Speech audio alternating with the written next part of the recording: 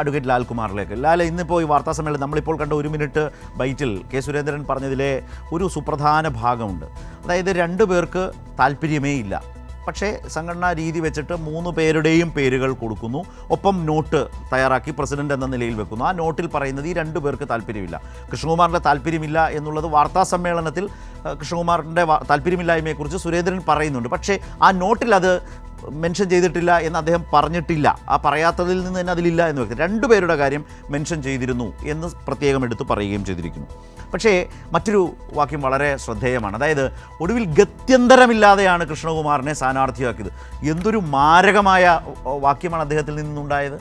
ഗത്യന്തരമില്ലാതെ. പാലക്കാട് പോലെ BJP പ്രവർത്തകർ പറയുന്ന തങ്ങളുടെ ഈ സംസ്ഥാനത്തെ ഏറ്റവും പ്രധാനപ്പെട്ട വിജയസാധ്യത ഏറ്റവും അധികമുള്ള, അതേക്കുറിച്ചൊക്കെ പറയുമ്പോൾ ആവേശഭരിതമായിട്ടാണ് BJP പ്രവർത്തകർ നേതാക്കളൊക്കെ പറയാറുള്ളത്.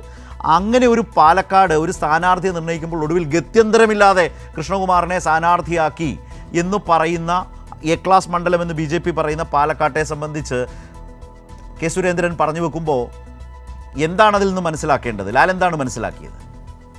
ഗത്യന്തരമില്ലാതെ. ഞാൻ കെ സുരേന്ദ്രൻ്റെ വാർത്താ സമ്മേളനത്തിൻ്റെ ആ ഒരു ഓഡിയോ ക്ലിപ്പ് ഇവിടെ കാണിച്ചല്ലോ. അതിനകത്തുനിന്ന് ആകപ്പാടെ നോട്ട് ചെയ്ത ഒരു പോയിന്റ് ഈ ഗത്യന്തരമില്ലാത്തുള്ള വാക്കാണ് ഞാൻ നോട്ട് ചെയ്തത്. നോക്കൂ, എ ക്ലാസ് മണ്ഡലം എന്ന് അവർ തന്നെ പറയുന്ന മണ്ഡലത്തിൽ ഒരു സ്ഥാനാർത്ഥി ഇല്ല, അല്ലെങ്കിൽ ഒരു ആപ്റ്റ് കാൻഡിഡേറ്റ് ഇല്ല എന്ന് BJPയുടെ സംസ്ഥാന അധ്യക്ഷനാണ് പറയുന്നത്. അത് യഥാർത്ഥത്തിൽ കൊടുക്കുന്ന മെസ്സേജ് എന്താണ്? അത് BJPയുടെ ഒരു ആഭ്യന്തര കാര്യം മാത്രമല്ല എന്നാണ് എനിക്ക് തോന്നുന്നത്. BJPയുടെ ഒരു ആഭ്യന്തര കാര്യം മാത്രമൊന്നുമല്ല.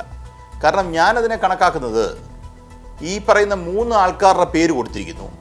ഈ 3 ആൾക്കാരുടെ പേരിനകത്ത് 2 പേർക്ക് അവിടെ മത്സരിക്കാൻ താല്പര്യമില്ല എന്ന് വളരെ വ്യക്തമായി പറഞ്ഞിരിക്കുന്നു എന്നാണ് പറഞ്ഞത്.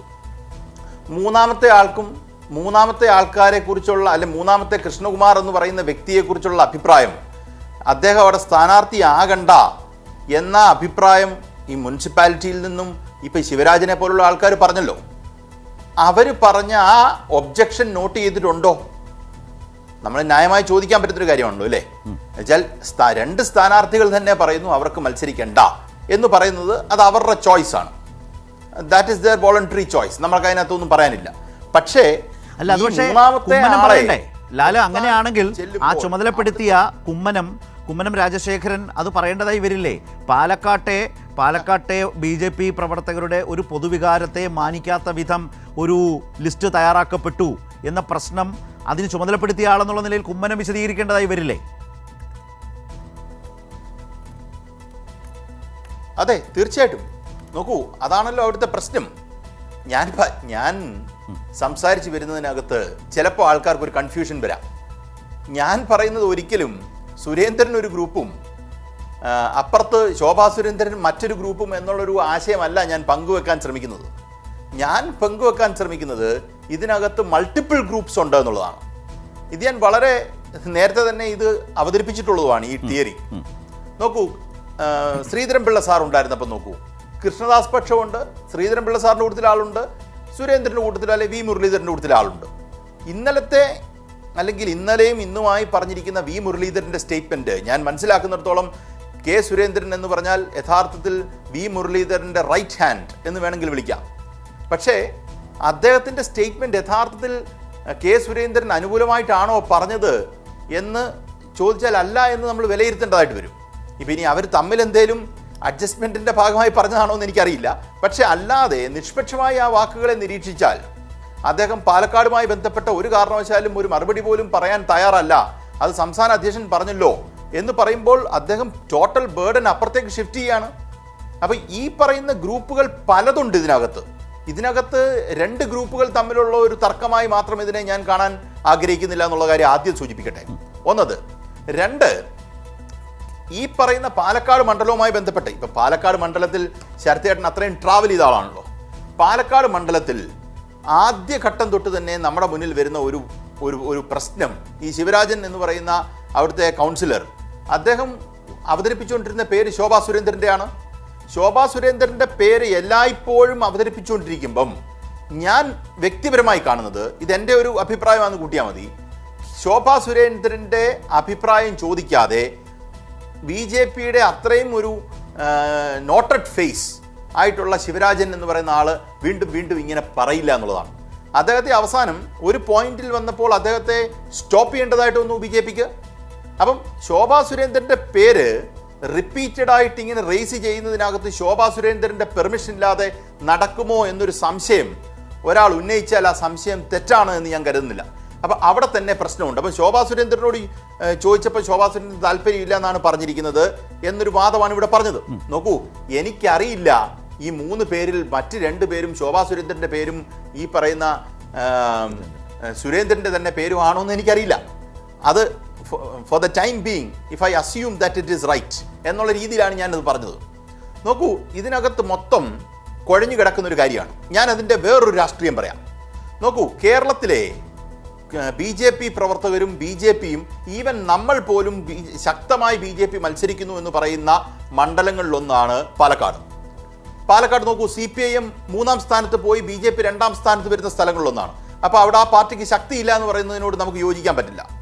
അവിടെ പോലും ഗത്യന്തരമില്ലാതെ അവിടുത്തെ ഏറ്റവും വലിയൊരു നേതാവ് മത്സരിക്കുന്നു എന്ന് പറഞ്ഞാൽ അതിൻ്റെ അർത്ഥം എന്താണ്? ഇവർ തമ്മിൽ ഒരു ഫൈറ്റ് ഉണ്ടെന്നും ആ ഫൈറ്റിൻ്റെ ഫലമായി വോട്ടുകൾ ചോരുമെന്നും അവർക്ക് വ്യക്തമായ ധാരണ ഉണ്ടായിരുന്നു എന്നാണ് ഞാൻ പറയുന്നത്. എൻ്റെ ഒരു ലാർജർ നറേറ്റീവാണ്.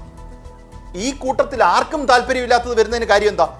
മിക്കവാറും ആർക്കും താല്പര്യം കാണില്ല ശരത്തേട്ടാ. കാരണം ഞാൻ നിന്നാൽ അപ്പുറത്തുള്ളവരും അപ്പുറത്ത് നിന്നുള്ളവൻ നിന്നാൽ എൻ്റെ പക്ഷവും കാലുവാരും എന്ന് വ്യക്തമായി ധാരണ ഉണ്ടെങ്കിൽ നിൽക്കാൻ താല്പര്യപ്പെടില്ല.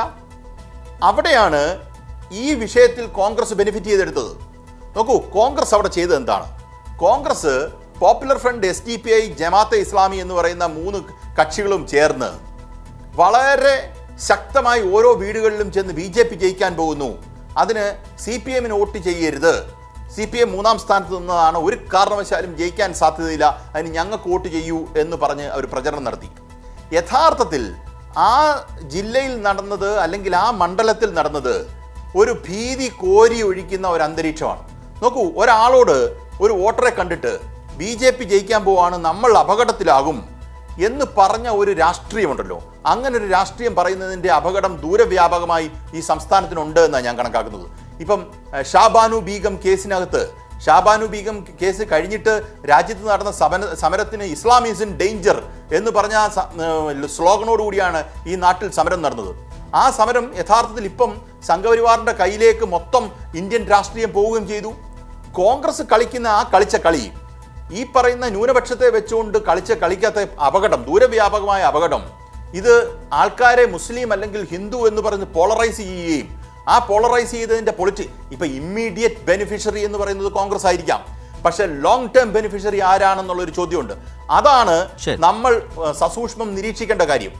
ഈ പറയുന്ന BJPക്കാരൻ അവിടെ വരികയും കോൺഗ്രസ് ആ ആയുധം വലിയ രീതിയിൽ ഉപയോഗിക്കുകയും SDPI നോക്കൂ, കേരളത്തിൽ രാഹുൽ മാങ്കൂട്ടം എന്ന് പറയുന്ന കോൺഗ്രസിന്റെ സ്ഥാനാർത്ഥി ജയിച്ച ശേഷം കോൺഗ്രസിന്റെ പ്രകടനമോ ലീഗിന്റെ പ്രകടനമോ അല്ല കേരളത്തിൽ ആദ്യം നടക്കുന്നത്, SDPIയുടെ പ്രകടനമാണ് നടക്കുന്നത്. അത് കാണുമ്പം നമുക്ക് എന്താണ് ഒരു പൊളിറ്റിക്കൽ അനാലിസിസ് അല്ലെങ്കിൽ പൊളിറ്റിക്കൽ അനലിസ്റ്റ് എന്ന് നമ്മളെ തന്നെ വിളിക്കുകയാണെങ്കിൽ, പൊളിറ്റിക്കൽ അനാലിസിസ് ആണല്ലോ നമ്മൾ നടത്തുന്നത് പക്ഷം ഉണ്ടെങ്കിലും, എങ്ങോട്ടേക്കാണ് ഈ രാഷ്ട്രീയം പോകുന്നത്?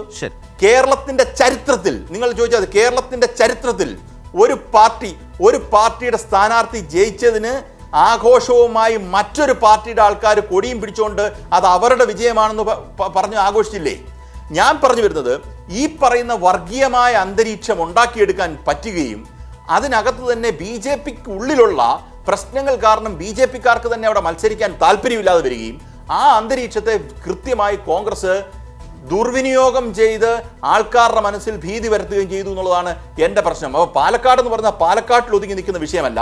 യഥാർത്ഥത്തിൽ സെക്യുലർ ജനാധിപത്യ രീതിയിൽ വോട്ട് പിടിച്ചോ എന്നുള്ള ചോദ്യത്തിൽ ഇല്ല. പക്ഷേ ഈ പറയുന്ന BJP അഴിച്ചുവിട്ട BJP ജയിക്കാൻ പോകുന്നു എന്ന് പറയുമ്പോഴും അവർ അവിടെ കാലുവാരാൻ നിൽക്കുന്ന രാഷ്ട്രീയത്തിൽ ഉറച്ചു നിന്ന് യഥാർത്ഥത്തിൽ മൊത്തത്തിൽ ബുദ്ധിമുട്ടാണ് ഉണ്ടാക്കി വെച്ചതെന്നാണ് എനിക്ക് പറയാനുള്ളത്. ശരി.